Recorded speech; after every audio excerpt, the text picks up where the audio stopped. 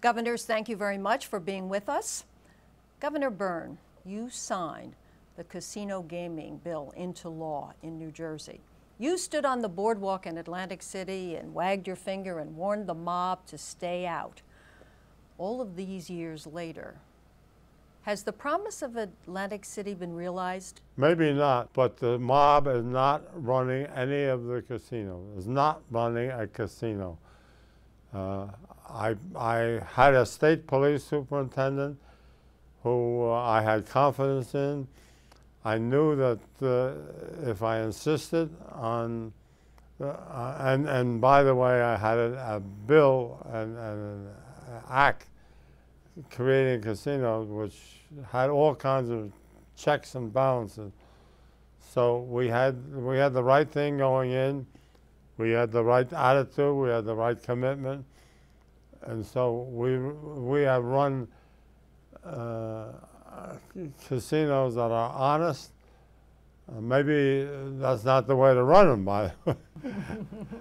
How do you assess the state of gambling in Atlantic City today, Governor Kean? In your analysis, what's happened over the years? Well, it's in a sad state.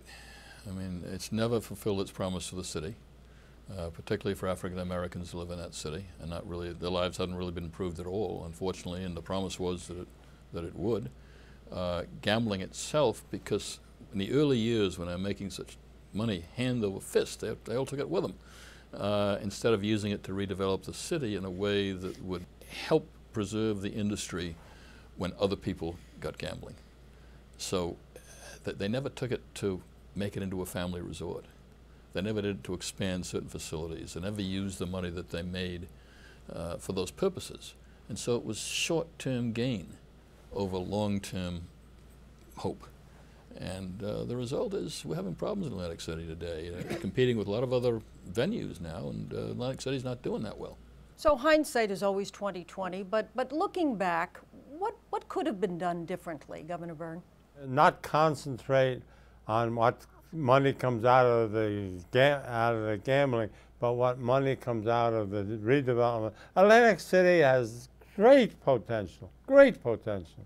I remember it as a kid, as a 5 or 6 year old kid being taken to Atlantic City. It's a beautiful place. And we didn't incorporate that into the redevelopment.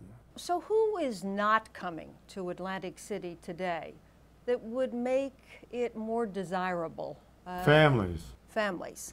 So how do you do that? How do you attract families? Maybe too late. I think people really look at Atlantic City in terms of how much money a casino drop is.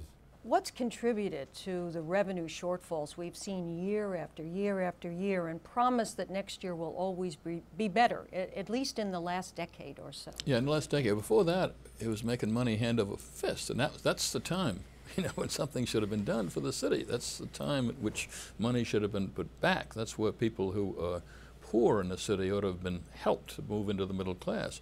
There was enough money then to do it. And Atlantic City, people who ran that city resisted it with every single fiber they had. I mean, they were just against any proposals which would take the money they were making and put it back into Atlantic City, and particularly back into the poor neighborhoods. And that was where the mistake was made, because had they done that, I think we would not be having the problems we do today. They didn't do it, and the result is a failing city with failing casinos, and Atlantic City looking very much today like, unless I'm wrong, Atlantic City today is going to sink back into what Atlantic City was before casino gambling. Revel has tried it. I mean, I think there's a lot going at Revel, and you hear the criticism that people are not going to the table. Well, they're in bankruptcy now. So here you have this huge complex, and it's in bankruptcy less than a year after opening. What's gone wrong? Well, it was overcapitalized. You can't borrow all of the money for a casino and not meet your nut. And the taxpayers put money into Revel. There's state money in there too. So taxpayers lost as well as everybody else. And it's, again, hindsight is great, but I can tell you what ought to have been done. Tell me, what ought to have been done? casinos ought to have been paid more taxes. They ought to have been forced to put more of that money they made back into the city. To reinvest in the There should have been a city. better plan for the city as far as attracting families and turning into a family resort. It should have concentrated, as Brendan says, on the things that make Atlantic City unique. Why was it always a great resort with that ocean and all of that? These kind of things. Las Vegas, honestly, went ahead of New Jersey and did that. There are a lot of family resorts in Las Vegas now. You can bring your family to Las Vegas and family can go gambling. The kids have a great time. Atlantic City never did that.